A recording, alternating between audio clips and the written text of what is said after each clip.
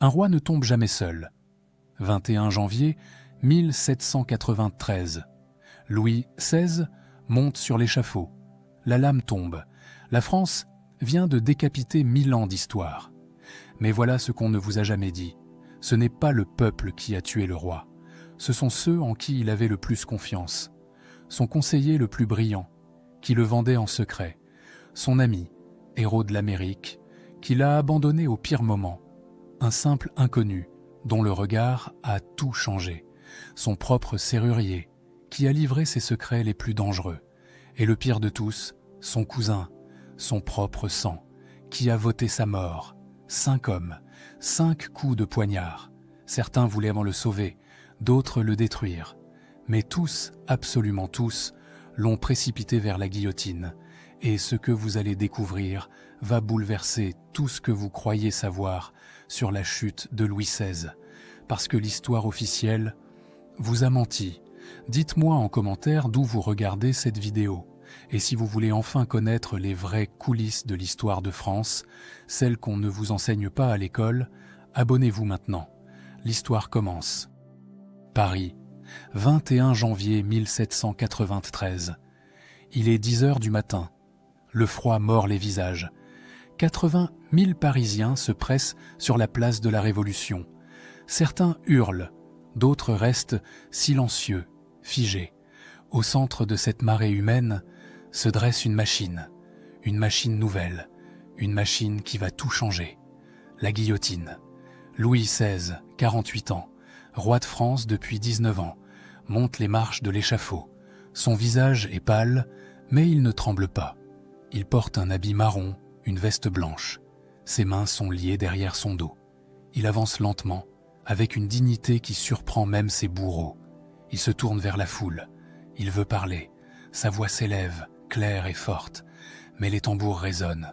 Les roulements couvrent ses mots. Personne n'entend ce qu'il dit. Ou plutôt, personne ne veut entendre. 10h22. La lame tombe. Un bruit sourd. Un cri dans la foule. Puis un silence absolu, comme si la France entière venait de retenir son souffle. La tête du roi roule dans le panier. Le bourreau Samson la saisit et la brandit face à la foule. Alors, comme un barrage qui cède, les cris explosent. Certains hurlent « Vive la République !» D'autres pleurent en silence. D'autres encore restent bouche bée, incapables de croire ce qu'ils viennent de voir. La France vient de décapiter son roi. Mais elle vient de faire bien plus que cela. Elle vient de trancher 1000 ans d'histoire, 1000 ans de monarchie, 1000 ans de tradition, en une fraction de seconde. Mais comment en est-on arrivé là? Comment un homme descendant de Saint-Louis, héritier du roi Soleil, protégé par la grâce divine selon la tradition, a-t-il fini sur cet échafaud? L'histoire officielle nous donne une réponse simple, trop simple. Elle parle d'une révolution inévitable, d'un peuple en colère qui a renversé un tyran, de la victoire de la liberté sur le despotisme. C'est l'histoire qu'on enseigne dans les livres. C'est l'histoire qu'on raconte depuis 2 siècles. Mais les archives racontent une vérité différente, une vérité plus sombre, plus intime, plus déchirante. Louis XVI n'est pas tombé uniquement face à la fureur du peuple. Il n'a pas été renversé par les forces de l'histoire. Non, Louis XVI a été précipité vers la guillotine par des hommes précis, des hommes qu'il connaissait, des hommes en qui il avait placé sa confiance, parfois même son amitié. 5 hommes, 5 trahisons, 5 coups de poignard qui, un à un, ont scellé son destin. Certains de ces hommes voulaient le sauver, d'autres voulaient le détruire, mais tous, absolument tous, ont contribué à sa chute, parfois par calcul, parfois par lâcheté, parfois par pur hasard. Et ce que vous allez découvrir va bouleverser tout ce que vous croyiez savoir sur la Révolution française, parce que l'histoire n'est pas faite de forces abstraites, elle est faite d'hommes et de femmes, de choix et de trahison, de courage et de lâcheté. Retournons 4 ans en arrière, été 1789, Louis XVI règne encore. Il vit à Versailles, entouré de sa cour, de sa famille, de ses conseillers. La Bastille vient de tomber, le 14 juillet, une émeute qui a tourné à l'insurrection. Les Parisiens ont pris la vieille forteresse. Ils ont libéré les 7 prisonniers qui s'y trouvaient. Ils ont massacré le gouverneur. Ce soir-là, Louis XVI rentre de la chasse. Il entre dans sa chambre, s'assoit à son bureau, ouvre son journal intime. Il écrit un seul mot, rien. Il parle de sa chasse. Pas un cerf ce jour-là, pas un sanglier, rien. Il ne comprend pas encore. Il ne sait pas que tout vient de changer. Il ne sait pas que son monde, ce monde qu'il croyait éternel, est en train de basculer. Et surtout, il ne sait pas encore qui va le trahir. La première trahison porte un nom qui résonne encore aujourd'hui dans l'histoire de France. Honoré Gabriel Riquetti, comte de Mirabeau. Mirabeau, un géant, presque 2 mètres de haut.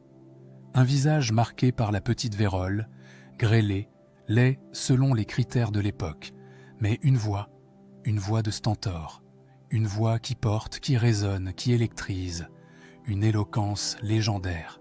Quand Mirabeau parle, les foules se taisent. Quand il tonne, les rois tremblent. Juillet 1789. Les États généraux se sont transformés en Assemblée nationale. Les députés du tiers-État ont refusé de se soumettre au roi. Ils se sont proclamés représentants de la nation. Louis XVI, furieux, leur ordonne de se disperser. Il envoie son grand maître des cérémonies, le marquis de Dreux-Brézé, pour leur transmettre son ordre.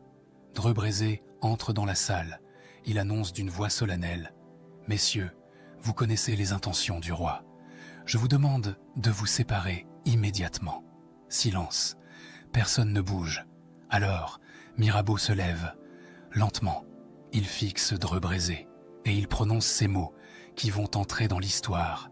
« Allez dire à ceux qui vous envoient que nous sommes ici par la volonté du peuple et qu'on ne nous en arrachera que par la force des baïonnettes. » La salle explose. Les députés se lèvent, applaudissent, crient. Dreux-Brézé, pâle, recule et sort. Le roi, informé, hésite. Puis il cède. Pour la première fois de sa vie, Louis XVI recule. Pour la première fois, un roi de France s'incline devant ses sujets. Et Mirabeau devient un héros. Le héros de la Révolution. Le tribun du peuple. L'homme qui a osé défier le roi. Les Parisiens l'adorent. Ils scandent son nom dans les rues. Ils l'acclament partout où il passe. Mirabeau incarne leur espoir, leur fierté, leur victoire. Mais les archives nous révèlent quelque chose de stupéfiant, quelque chose que les Parisiens ignorent, quelque chose que même la plupart des députés ignorent. Depuis mai 1790, Mirabeau est secrètement payé par Louis XVI. 6 000 livres par mois, une fortune, plus le remboursement de ses dettes. Mirabeau est criblé de dettes, des dettes de jeu, des dettes d'honneur, des dettes qui le rongent depuis des années. Et Louis XVI, conseillé par certains de ses proches, a décidé de les rembourser. Toutes. En échange, Mirabeau devient son conseiller secret, son agent, son espion au cœur même de l'Assemblée. Le révolutionnaire le plus célèbre de France est un agent double. Cette révélation, on la découvre dans les correspondances, des lettres échangées entre Mirabeau et le comte de la Marque, un noble qui sert d'intermédiaire avec la cour. Ces lettres ont été cachées, dissimulées, et elles ne seront découvertes que plus tard, dans des circonstances dramatiques que nous allons raconter. Mais pour l'instant, en 1790, personne ne sait. Mirabeau joue un double jeu. Le jour, à l'Assemblée, il défend le peuple. Il réclame des réformes. Il attaque les privilèges. Il incarne la révolution. Le soir, dans le secret de son cabinet, il écrit au roi.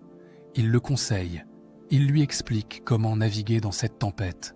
Comment survivre. Pourquoi Mirabeau fait-il cela? Par cupidité? Par trahison? Non, c'est plus complexe. Mirabeau croit sincèrement qu'il peut sauver la France.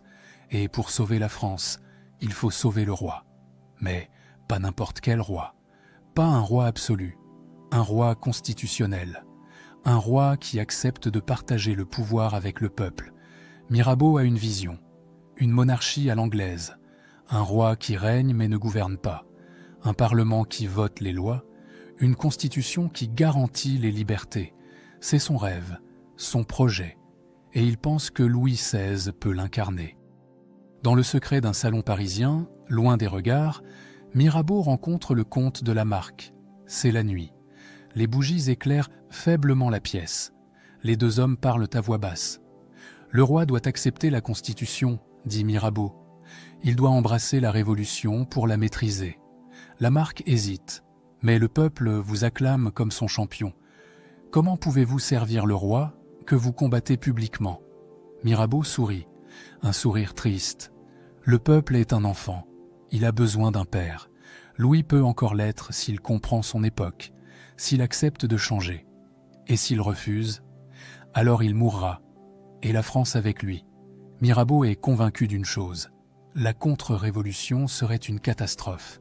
Si Louis XVI tente de restaurer l'ancien régime par la force, ce sera la guerre civile, le bain de sang, la fin de tout. Il écrit au roi, « Sire, la contre-révolution par la contre-révolution vous perdrez, la contre-révolution par la révolution vous sauvera. » C'est une stratégie subtile, complexe.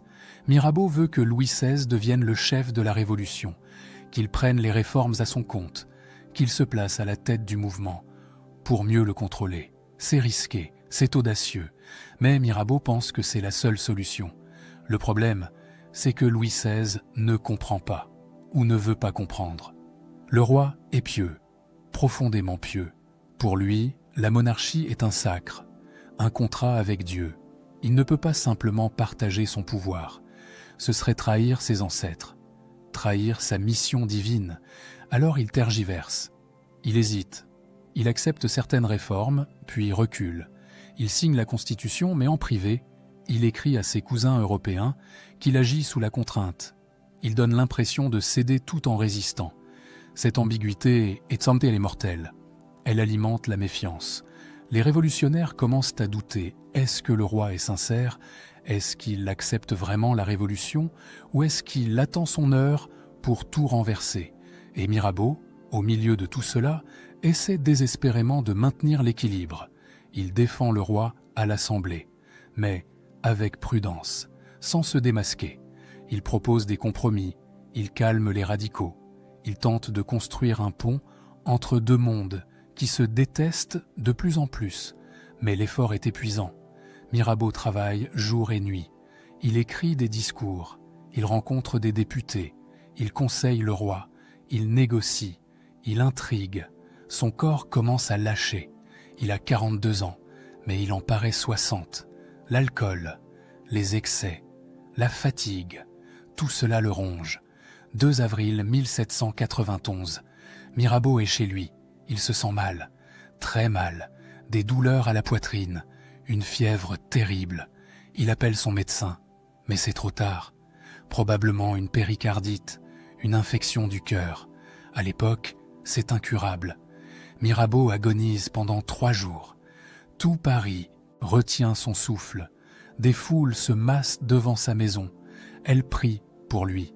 Elles espèrent un miracle. Le tribun du peuple ne peut pas mourir. Pas maintenant. Pas alors que la Révolution a tant besoin de lui. Mais le miracle n'arrive pas. Le 4 avril, Mirabeau meurt. Il a 42 ans. Paris pleure. La nation entière pleure. L'Assemblée nationale décrète 3 jours de deuil. On décide de lui offrir des funérailles nationales, les premières de l'histoire de France. Son corps est transporté au Panthéon, ce temple laïque qu'on vient de créer pour honorer les grands hommes. Des centaines de milliers de Parisiens suivent le cortège. Ils pleurent, ils chantent, ils portent des bannières. Mirabeau, père de la Révolution. Mirabeau, défenseur du peuple. Son nom résonne dans toutes les rues de Paris. Et Louis XVI, dans son cabinet aux Tuileries, apprend la nouvelle. Il ne dit rien, mais ceux qui le voient ce jour-là, racontent qu'il a les yeux rouges, qu'il semble accablé. Il vient de perdre son agent le plus précieux, son conseiller secret, le seul homme qui comprenait peut-être comment sauver la monarchie. Sans Mirabeau, Louis XVI est nu face aux Jacobins. face aux radicaux, face à ceux qui veulent détruire la monarchie, pas la réformer. Mais l'histoire de Mirabeau ne s'arrête pas là, parce qu'un an et demi plus tard, la vérité va éclater. Novembre 1792. La France est en guerre contre l'Autriche et la Prusse. Louis XVI a été destitué. Il est emprisonné au Temple avec sa famille. La République a été proclamée et les révolutionnaires fouillent le palais des Tuileries. Ils cherchent des preuves que le roi complotait contre la Révolution. Et ils trouvent quelque chose d'incroyable. Nous y reviendrons dans quelques instants, car c'est lié à une autre trahison. Mais parmi les documents découverts, il y a les lettres de Mirabeau. Toutes les lettres, les correspondances secrètes, les preuves des paiements, tout. La France découvre alors que son héros était un traître, que le tribun du peuple servait secrètement le roi, que l'homme qu'ils ont porté au Panthéon les a trahis. La fureur est immense. L'Assemblée vote immédiatement. Le corps de Mirabeau est expulsé du Panthéon. Sa mémoire est souillée. Son nom devient synonyme de duplicité, de trahison. Et pourtant, Mirabeau n'était pas un traître au sens classique. Il croyait sincèrement qu'il sauvait la France. Il pensait qu'une monarchie constitutionnelle était la seule solution, que sans roi, ce serait le chaos, la guerre civile, la terreur. Et sur ce point, il avait raison. Un an après sa mort, la terreur commence. Les massacres de septembre, la guillotine qui tourne sans arrêt, les dénonciations, la paranoïa, le sang qui coule dans les rues de Paris. Mirabeau avait tout prévu, mais il n'a pas pu l'empêcher. La première trahison de Louis XVI fut celle d'un homme qui croyait le protéger, un homme qui voulait construire un pont entre deux mondes. Mais en servant le roi dans l'ombre, Mirabeau l'a rendu suspect aux yeux du peuple. Il a créé une ambiguïté qui a nourri la méfiance. Et cette méfiance, petit à petit, a creusé la tombe du roi. Parfois, les pires trahisons viennent de ceux qui pensent agir pour notre bien. Mais si Mirabeau a trahi Louis XVI par idéalisme, la deuxième trahison sera différente. Elle portera le visage d'un ami, d'un héros, d'un homme que le roi respectait profondément. Son nom ? Gilbert du Motier, marquis de Lafayette. Octobre 1789. Versailles. Il est 3 heures du matin. La nuit est noire, froide. 6000 femmes ont marché de Paris à Versailles. Elles ont marché pendant des heures sous la pluie. Elles ont faim. Leurs enfants ont faim. Elles réclament du pain. Elles réclament le roi. À l'aube, elles envahissent le château. Elles défoncent les grilles. Elles montent les escaliers. Elles cherchent la reine. Marie-Antoinette dort encore. Ses gardes du corps se jettent devant les portes de ses appartements. Les femmes les massacrent, à coups de pique, à coups de couteau. Le sang coule sur le marbre de Versailles. Marie-Antoinette se réveille.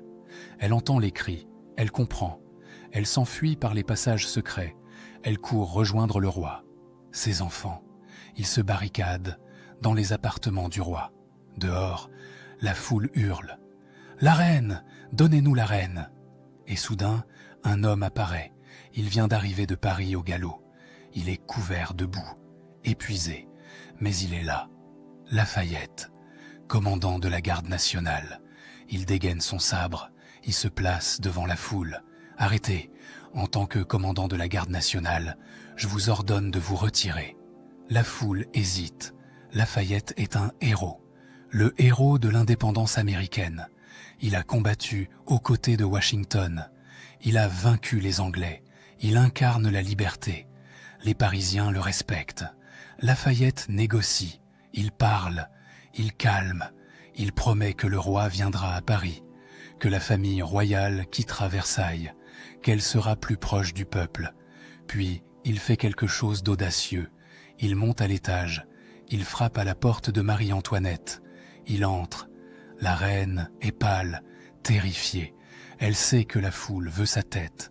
Lafayette s'incline. « Madame, vous devez vous montrer. C'est le seul moyen de calmer le peuple. » Marie-Antoinette le regarde. Elle déteste Lafayette. Elle le déteste depuis toujours.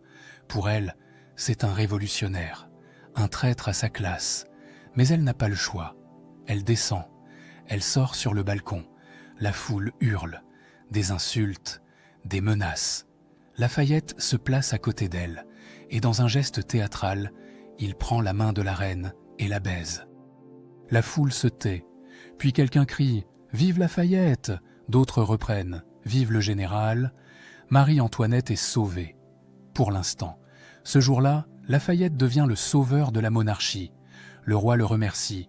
La reine, malgré sa haine, doit reconnaître qu'il lui a sauvé la vie. Lafayette jure fidélité, à la fois au roi et à la Constitution. Il croit sincèrement qu'on peut réconcilier les deux, qu'on peut construire une monarchie libre, une monarchie où le peuple et le roi vivent en harmonie. Mais Lafayette est un idéaliste, un rêveur. Il ne voit pas ce qui se prépare. Il ne voit pas que la France se radicalise, que les modérés perdent du terrain, que les jacobins, les sans-culottes, les extrémistes prennent le pouvoir. Et surtout, Lafayette ne pardonnera jamais à Louis XVI ce qui va se passer ensuite. Juin 1791, nuit du 20 au 21. Paris dort. Les Tuileries, le palais où vit désormais la famille royale, sont silencieuses. Les gardes patrouillent. Tout semble normal. Mais dans les appartements du roi, quelque chose se prépare. Louis XVI, Marie-Antoinette, leurs 2 enfants, la sœur du roi, Madame Élisabeth, s'habillent discrètement, des vêtements de bourgeois, des habits simples. Ils descendent par un escalier secret. Une berline les attend dans la cour, jaune et noire, immense, trop voyante. Mais c'est le seul véhicule assez grand pour toute la famille. Ils montent. La berline part dans la nuit. Direction Montmédy, à la frontière. Là-bas, le marquis de Bouillé les attend avec ses troupes fidèles. Le plan est simple. Rejoindre Bouillé, retrouver la protection de l'armée, puis négocier avec l'Assemblée depuis une position de force ou, si nécessaire, appeler les armées étrangères à l'aide. Louis XVI fuit. Il abandonne Paris. Il abandonne son peuple. Il trahit la confiance qu'on avait placée en lui. Le lendemain matin, Paris se réveille. La nouvelle se répand comme une traînée de poudre. Le roi a fui, le roi s'est enfui. Les Parisiens sont sous le choc. Puis vient la colère. Une colère terrible. Ils se sentent trahis, abandonnés. Le roi qu'ils avaient ramené de Versailles, le roi qu'ils gardaient aux Tuileries, le roi qui avait juré fidélité à la Constitution, s'est enfui comme un voleur dans la nuit. Et Lafayette est humilié, détruit. Il était responsable de la sécurité du roi. Il avait garanti qu'il resterait. Il avait promis à l'Assemblée que Louis XVI était sincère, que le roi acceptait la Révolution. Et maintenant, le roi fuit. Lafayette passe pour un imbécile, ou pire, pour un complice. À l'Assemblée nationale, les députés l'attaquent, les jacobins le huent. Un député se lève. « Lafayette, vous nous aviez donné votre parole, vous nous aviez dit que le roi ne partirait pas. » Lafayette, debout, pâle, tente de se défendre. « J'ignorais tout de ce départ. Le roi m'avait donné sa parole. » Un autre député lui crache « Votre naïveté, général, nous coûte notre liberté. » Lafayette sait qu'il vient de perdre sa crédibilure, sa réputation, tout ce qu'il avait construit. Il ne pardonnera jamais au roi cette humiliation. Mais l'histoire de la fuite ne s'arrête pas là, parce que Louis XVI ne va pas réussir. Il va être arrêté. Et cette arrestation, c'est la 3e trahison, celle d'un homme que le roi n'a jamais rencontré. Un inconnu, un simple maître de poste. 21 juin 1791, 11 heures du soir. La berline roule depuis plus de 24 heures. La famille royale est épuisée. Les enfants dorment. Louis XVI regarde par la fenêtre. Bientôt Montmédy, bientôt la liberté. La berline s'arrête, Sainte-Menehould, un relais de poste. Il faut changer les chevaux, c'est une opération de routine. Normalement, cela ne prend que quelques minutes, mais ce soir, quelque chose va se passer. Quelque chose qui va changer l'histoire de France. Jean-Baptiste Drouet, 32 ans, maître de poste, Un homme simple, un patriote. Il surveille le changement des chevaux. Soudain, il aperçoit un visage à la fenêtre de la berline, un visage qu'il connaît, ou qu'il croit connaître. Gros, joue tombante, nez épais.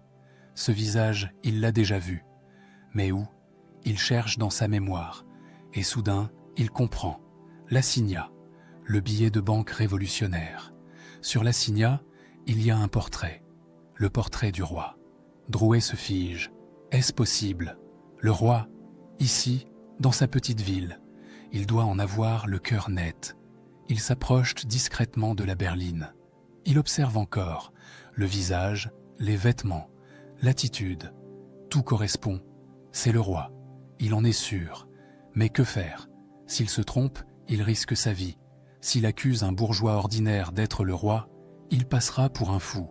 Ou pire, il sera puni.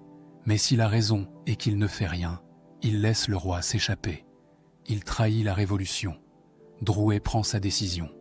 Il attend que la berline reparte. Puis il saute sur son cheval. Il galope à travers la campagne. Il connaît les chemins, les raccourcis. Il doit arriver avant la berline, au prochain village. Varennes. Il galope comme un fou. La nuit est noire. Il manque de tomber plusieurs fois, mais il continue. Il doit réussir. Il doit arrêter le roi. 2 heures du matin. Drouet arrive à Varennes. Il est épuisé. Son cheval aussi. Mais il a réussi. Il est arrivé avant la berline. Il court chez le procureur Sauce. Il tambourine à la porte. Sauce ouvre. Qu'est-ce qui se passe? Le roi. Le roi arrive. Il faut barrer le pont. Sauce hésite. Vous êtes sûr? Certain. Je l'ai vu. Sauce réveille quelques hommes. Ils descendent au pont. Ils placent une charrette en travers. Ils attendent. 1 heure plus tard, la berline arrive. Elle s'arrête devant le pont bloqué. Louis XVI descend. Il est irrité. Que se passe-t-il? Pourquoi le pont est-il bloqué? Sauce s'approche. Il a une lanterne à la main. Il éclaire le visage de Louis XVI. Il le dévisage longuement. Puis il monte dans la berline. Il regarde Marie-Antoinette. Les enfants. Il a des doutes. Est-ce vraiment le roi? Êtes-vous le roi? Demande-t-il simplement. Louis XVI est épuisé. Il a voyagé pendant des heures. Il est à quelques kilomètres de Montmédy, de la Liberté, de ses troupes. Il pourrait mentir. Il pourrait dire non. Mais il est le roi de France. Le roi ne peut pas mentir. Le roi ne peut pas se cacher. Oui, je suis votre roi. Ces 4 mots scellent son destin. Sauce installe la famille royale chez lui, au-dessus de son épicerie. Une petite chambre. Marie-Antoinette, humiliée, s'assoit près de la fenêtre. Elle regarde la nuit. Elle sait que tout était fini. Louis XVI tente de négocier. Il promet. Il offre de l'argent. Il explique qu'il ne fuyait pas la France, qu'il voulait juste rejoindre ses troupes, que c'était pour mieux protéger la Révolution. Mais personne ne le croit. À l'aube, les cloches sonnent, le tocsin, le signal d'alarme. Les paysans affluent de partout. Des centaines, des milliers. Ils entourent ces poteaux la maison de Sauce. Ils veulent parce qu'ils veulent voir le roi qui a trahi, le roi qui a fui. À 11 heures du matin, 2 émissaires arrivent de Paris, envoyés par l'Assemblée. Ils portent un décret. Le roi doit rentrer. Immédiatement. Le retour à Paris commence. Cela va durer 4 jours. 4 jours d'humiliation. La berline roule lentement, très lentement. À chaque village, des foules se massent. Elles regardent, elles insultent, elles crachent parfois. 25 juin 1791. La berline entre dans Paris. 100 000 Parisiens bordent les rues. Mais il n'y a aucun cri, aucun vivat, aucune insulte même. Juste un silence terrible, un silence de mort. Les gardes nationaux ont reçu l'ordre de ne pas saluer. Leurs fusils sont pointés vers le sol. Personne ne retire son chapeau au passage du roi. C'est une rupture totale. Avant Varennes, Louis XVI était un roi respecté. Contraint, certes, affaibli, oui, mais respecté. Après Varennes, il devient un paria, un traître, un parjure. Louis XVI, derrière la vitre de la berline, voit son peuple le regarder comme un ennemi. Il voit la haine dans leurs yeux, le mépris, la colère froide. Il comprend alors que quelque chose s'est irrémédiablement brisé. La confiance, le lien invisible qui unissait le roi à son peuple, ce lien millénaire, ce lien sacré, il vient de se rompre. Marie-Antoinette, à côté de lui, ne dit rien. Elle est pâle. Ses cheveux, dit-on, ont blanchi pendant le voyage. Elle tient ses enfants contre elle. Le petit dauphin, 7 ans, regarde par la fenêtre.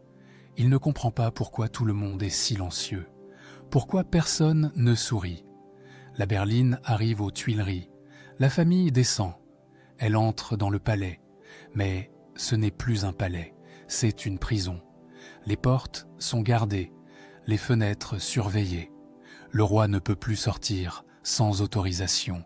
Il ne peut plus recevoir qui il veut. Il est un prisonnier dans son propre château. L'Assemblée nationale débat. Que faire du roi? Certains réclament son abdication, d'autres veulent un procès. Les plus radicaux, comme Robespierre, demandent déjà sa tête. Mais les modérés, comme Barnave, pensent qu'on peut encore sauver la monarchie constitutionnelle, que le roi a été mal conseillé, qu'il a fait une erreur, mais qu'on peut lui pardonner. Finalement, l'Assemblée vote. Le roi est suspendu de ses fonctions. Temporairement, il devra jurer fidélité à la nouvelle Constitution. Et s'il le fait, il pourra reprendre son trône. Louis XVI accepte. Il n'a pas le choix. 14 septembre 1791. Il prête serment sur la Constitution. Il jure d'être fidèle à la nation et à la loi. Il jure de maintenir la Constitution. Mais tout le monde sait que ce serment est un mensonge, que le roi agit sous la contrainte, qu'il ne croit pas un mot de ce qu'il dit. Et Lafayette a tenté un retour. Il a essayé de regagner sa popularité.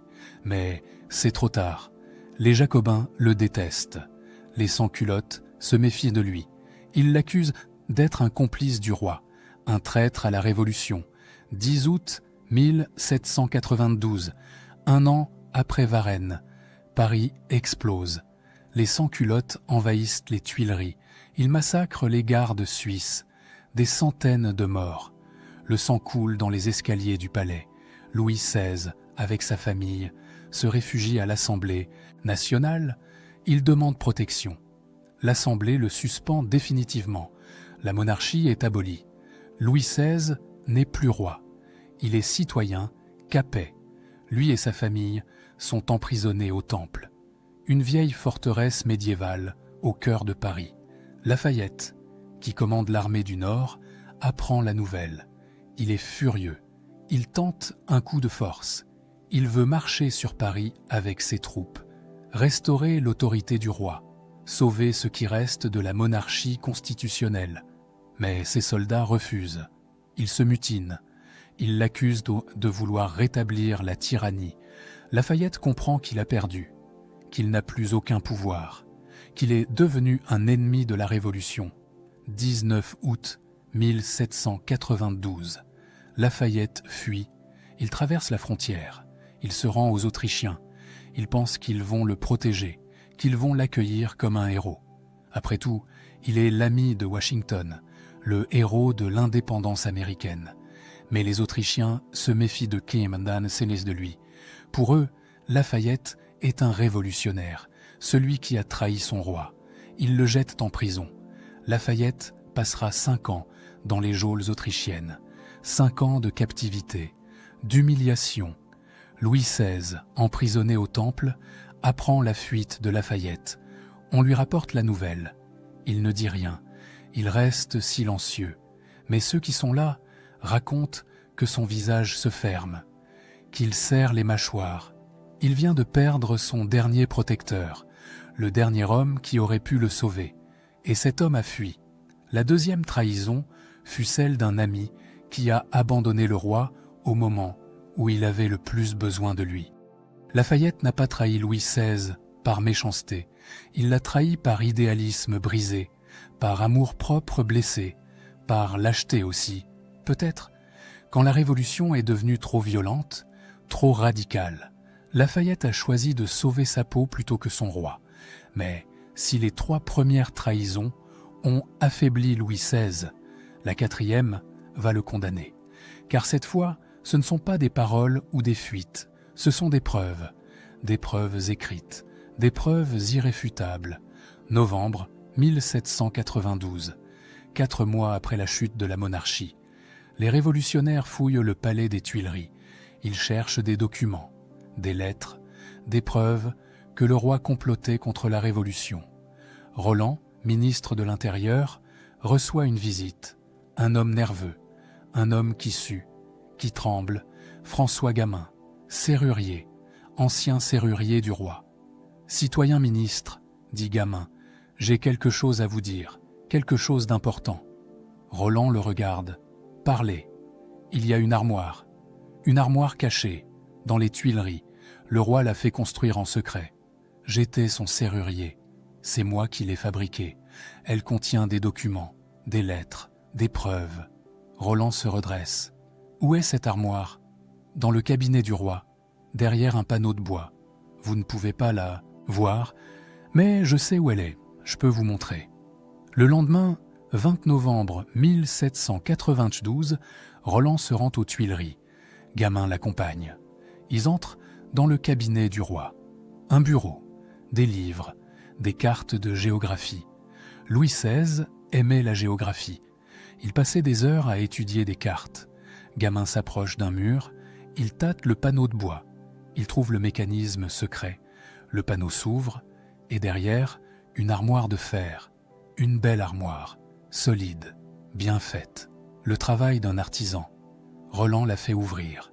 À l'intérieur, des centaines de documents, des lettres, des correspondances, des registres de paiement. Tout est là, tout ce que Louis XVI voulait cacher. Les lettres de Mirabeau, les preuves qu'il était payé par le roi, les sommes, les dates, tout est écrit noir sur blanc. Les correspondances avec les puissances étrangères, des lettres à l'empereur d'Autriche, au roi de Prusse, au roi d'Espagne. Louis XVI les supplie de venir le sauver, de renverser la Révolution par la force. Une lettre en particulier va devenir mortelle, datée de décembre 1791. Louis XVI écrit à l'empereur d'Autriche. Il lui dit clairement qu'il n'accepte la Constitution que sous la contrainte, qu'il ne renoncera jamais à son pouvoir absolu, qu'il attend le moment de tout renverser. Il écrit « Les factieux auront beau faire, Louis XVI ne cessera jamais d'être roi de France. » Cette phrase va le tuer. Roland fait copier tous les documents. Il les présente à l'Assemblée. Les députés sont sous le choc. Ils savaient que le roi résistait, mais ils ne pensaient pas qu'il complotait à ce point, qu'il mentait aussi ouvertement. L'Assemblée nationale convoque une session extraordinaire. Les documents sont lus publiquement, un par un. Les lettres de Mirabeau, les paiements secrets, les correspondances avec l'Autriche. Chaque révélation est un coup de poignard. Les Parisiens, dans les tribunes, écoutent. Ils sont horrifiés. Leur roi les a trahis. Pendant tout ce temps, pendant qu'ils juraient fidélité à la Constitution, ils complotaient dans leur dos. Il appelait les armées étrangères à envahir la France. Il voulait détruire la Révolution. Robespierre se lève. Il a 34 ans. Des lunettes, un visage froid, impassible. Il parle d'une voix calme, presque douce. Mais ses mots sont mortels. Citoyens, ces documents prouvent ce que nous savions déjà. Louis Capet n'a jamais accepté la Révolution. Il l'a combattue dans l'ombre. Il a menti, il a trahi. Et maintenant il doit répondre de ses crimes. Les députés applaudissent. Les tribunes crient « Procès, procès, à mort le traître ». Décembre 1792. L'Assemblée vote. Louis XVI sera jugé, non plus comme un roi, mais comme un citoyen accusé de haute trahison. Le procès commence le 11 décembre. Louis XVI comparaît devant la Convention nationale. Il n'est plus dans son palais. Il n'est plus sur son trône. Il est debout, seul, face à 749 députés qui vont décider de son sort. On lui lit les accusations, complot contre la liberté publique, attentat contre la sûreté de l'État, trahison envers la nation. Les preuves Les documents de l'armoire de fer. Louis XVI se défend, ou plutôt, il essaie. Il dit qu'il a toujours aimé le peuple, qu'il voulait le bien de la France, que certaines lettres ont été mal interprétées, mais sa voix est faible. Il sait que c'est perdu. Son avocat, Malesherbes, un vieil homme de 71 ans, plaide pour lui. Il rappelle les réformes que Louis XVI a acceptées, l'abolition de la torture, la suppression de la corvée, l'aide à l'Amérique. Mais les députés ne veulent rien entendre. Saint-Just, 25 ans, monte à la tribune. C'est un jeune homme beau, froid, fanatique. Il prononce un discours qui va rester dans l'histoire. On ne peut point régner innocemment. Tout roi est un rebelle et un usurpateur. Louis doit être jugé comme un ennemi. Nous n'avons point à le juger, mais à le combattre. Pour Saint-Just, le procès n'est qu'une formalité. Louis XVI doit mourir, non pas parce qu'il a commis tel ou tel crime, mais parce qu'il est roi, parce que la monarchie elle-même est un crime. Et François Gamin, celui qui a révélé l'existence de l'armoire de fer, il est là quelque part dans Paris. Il a reçu une petite récompense de la République, quelques centaines de livres. Mais il ne dort plus la nuit. Gamin avait travaillé avec Louis XVI. Le roi aimait la serrurerie. C'était son passe-temps, son échappatoire. Quand les affaires de l'État l'accablaient, il descendait dans son atelier. Il fabriquait des serrures, des mécanismes complexes, précis, beaux. Et Gamin était là. Le maître et l'apprenti travaillaient ensemble. Louis XVI lui parlait, pas comme un roi parle à un serviteur, mais comme un homme parle à un artisan, avec respect, avec passion pour le métier. Ensemble, ils avaient construit cette armoire de fer. Louis XVI avait dessiné les plans. Gamin avait forgé les pièces. Ils avaient installé les mécanismes secrets, les ressorts, les verrous invisibles. C'était un chef-d'œuvre. Et maintenant, Gamin a livré ce secret. Il a trahi la confiance du roi. Pourquoi ? Les historiens débattent encore. Certains disent qu'il a été payé, que Roland lui a offert de l'argent. D'autres pensent qu'il avait peur d'être arrêté comme complice, peur de finir sur la guillotine. D'autres encore croient bon qu'il était sincèrement révolutionnaire, qu'il pensait bien faire, que pour lui, révéler les complots du roi, c'était sauver la République. Gamin lui-même déclarera plus tard qu'il ne voulait pas devenir complice de trahison, qu'il avait un devoir envers la nation, mais sa voix tremblait quand il disait cela, et ses mains aussi. La 4e trahison n'a pas été faite d'un coup d'épée, elle a été faite d'un tour de clé. Gamin n'a pas tué Louis XVI, mais il a ouvert la porte de sa tombe, car sans les documents de l'armoire de fer, peut-être que Louis XVI aurait survécu, peut-être que les modérés auraient allé pu le sauver, peut-être qu'on lui aurait permis de s'exiler, mais avec ces preuves, il n'y a plus de doute possible. Louis XVI est un traître, et les traîtres doivent mourir. Le procès avance, les débats durent des semaines, mais tout le monde sait comment cela va finir. La question n'est pas coupable ou innocent, la question est mort ou prison. Et pour beaucoup de députés, la seule réponse possible est la mort. 15 janvier 1783. Vote sur la culpabilité. Résultat, 707 voix contre 0. Louis XVI est déclaré coupable à l'unanimité. 16 janvier. Vote sur la peine. 3 options. Mort immédiate, mort avec sursis, prison ou exil. La séance commence à 8 heures du soir. Elle va durer 36 heures. Chaque député doit monter à la tribune, dire son nom, dire son vote, à voix haute, devant tout le monde. C'est un vote public. Pas de secret, pas de lâcheté possible. Chacun devra assumer son choix. Les députés montent un par un.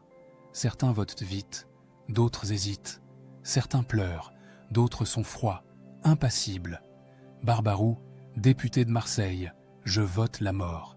Danton, député de Paris, la mort, sans délai. Robespierre, député de Paris, je vote la mort du tyran. Les heures passent, le décompte continue. Mort, prison, sursis, mort, mort, sursis. Les voix se mélangent. Personne ne sait encore quel camp va l'emporter. Et puis, soudain, un nom résonne dans la salle. Philippe Égalité, député de Paris. Le silence se fait. Absolu. Total. Même les tribunes se taisent. Tout le monde retient son souffle. Philippe Égalité. Autrefois Philippe d'Orléans. Duc d'Orléans. Cousin germain de Louis XVI. Ils partagent le même arrière-arrière-grand-père. Louis XIV. Le roi Soleil. Ils ont joué ensemble à Versailles quand ils étaient enfants. Ils se sont assis à la même table pour les dîners de famille. Philippe s'avance lentement vers la tribune. Il a 46 ans. Le visage marqué, les cheveux gris, il monte les marches. Il se tourne vers l'Assemblée. Sa voix tremble légèrement, mais il articule clairement. Uniquement occupé de mon devoir, convaincu que tous ceux qui ont attenté ou attenteront à la souveraineté du peuple méritent la mort, je vote pour la mort. Le sang vote contre le sang. Dans la salle, c'est l'explosion. Les Jacobins applaudissent. Les tribunes crient de joie. Mais d'autres députés sont horrifiés. Certains murmurent. D'autres détournent le regard. Comment un homme peut-il voter la mort de son propre cousin? Comment peut-il condamner quelqu'un avec qui il a partagé son enfance? Philippe Égalité redescend de la tribune. Il retourne à sa place. Il ne regarde personne. Son visage est fermé, impénétrable. Personne ne saura jamais ce qu'il ressent à cet instant. Qui est Philippe Égalité? Pour comprendre cette trahison, il faut comprendre l'homme. Né Louis-Philippe d'Orléans en 1747, il est l'homme le plus riche de France, plus riche même que le roi. Il possède le palais royal, des terres immenses, des châteaux, des fortunes colossales. Mais il n'est pas roi, il ne le sera jamais, car la couronne revient à Louis XVI, descendant direct de Louis XV. Philippe, lui, descend d'une branche cadette. Il est prince du sang, mais pas roi, et cela le ronge. Toute sa vie, il a vécu dans l'ombre de Louis XVI, toujours le second, toujours l'autre. Le cousin pauvre, enfin pas pauvre en argent, mais pauvre en pouvoir, en prestige, en destin. Il déteste Marie-Antoinette.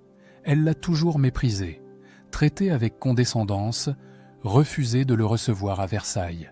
Pour elle, Philippe est un libertin, un débauché, un homme sans honneur, et elle a fait tout son possible pour l'éloigner de la cour. Alors quand la Révolution éclate, Philippe y voit une opportunité. Il embrasse les idées nouvelles. Il ouvre les jardins du Palais Royal aux révolutionnaires. Il finance des journaux anti-monarchiques. Il se fait appeler Philippe Égalité. Il renonce à son titre de duc. Il devient citoyen. Rêve-t-il de remplacer Louis XVI? Espère-t-il monter sur le trône? Certains historiens le pensent. D'autres croient qu'il est sincèrement républicain, qu'il croit vraiment à l'égalité, à la liberté, que son engagement est authentique. La vérité? Probablement un mélange des deux. Ambition et conviction, rancœur et idéalisme. Philippe Égalité est un homme complexe, contradictoire, comme nous tous. Mais ce vote pour la mort de son cousin, c'est quelque chose d'autre. C'est une ligne que peu d'hommes franchissent. La veille du vote, dit-on, un ami l'interroge. « Philippe, tu ne peux pas faire cela. C'est ton cousin, c'est ton sang. » Philippe le regarde. « Mon sang est français, et la France réclame justice. Justice ou vengeance ?» Philippe ne répond pas. Le vote continue toute la nuit, toute la journée suivante. Les députés défilent, un à un. Leur voix résonne dans la salle. 17 janvier, 9 heures du soir. Le décompte final. Le président de l'Assemblée se lève. Il annonce les résultats. Pour la mort immédiate, 361 voix. Pour la mort avec sursis, 360 voix. Abstention et absent, 28. Une voix. Une seule voix de différence. Si un seul député avait voté différemment, Louis XVI aurait été condamné à la prison ou à l'exil. Il aurait peut-être survécu. Le vote de Philippe Égalité pèse lourd, terriblement lourd. 18 janvier, Louis XVI, au Temple, reçoit la nouvelle. Son avocat, Malesherbes, lui annonce le verdict. Mort, guillotine, dans 3 jours. Louis XVI ne dit rien pendant un long moment. Il reste silencieux, puis il demande « Philippe a-t-il voté? Oui, sire. Comment? Malesherbes hésite. Puis il murmure « La mort ». Louis XVI ferme les yeux. Quand il les rouvre, ils sont secs, pas de larmes, juste une immense lassitude. Il murmure, dit-on, ainsi finissent les maisons royales, par le sang de leur propre sang. 20 janvier, dernier jour, Louis XVI passe la journée avec sa famille, Marie-Antoinette, leurs 2 enfants, Marie-Thérèse, 14 ans, Louis-Charles, 8 ans, le petit dauphin, l'héritier qui ne régnera jamais. Ils dînent ensemble, ils parlent peu. Que dire? Tout a été dit. Louis XVI bénit ses enfants. Il embrasse sa femme. Ses mains tremblent légèrement, mais sa voix reste ferme. Adieu, ma très chère Marie-Antoinette. Adieu, mes chers enfants. Je vous embrasse pour la dernière fois. Marie-Antoinette s'effondre. Elle hurle. Elle s'accroche à lui. Les enfants pleurent. Les gardes doivent les séparer de force. Louis XVI sort de la pièce. Il ne se retourne pas. S'il se retourne, il va craquer. La nuit est longue, très longue. Louis XVI ne dort pas.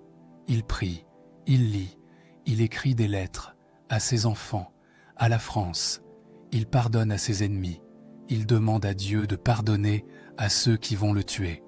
5 heures du matin, 21 janvier. On vient le chercher, il s'habille. Un habit marron, une veste blanche, un gilet gris, des bas blancs. Il est calme, étrangement calme. Le trajet dure 2 heures, de la prison du Temple à la place de la Révolution. Les rues sont bordées de soldats, de canons. La Convention a peur. Peur qu'on tente de libérer le roi.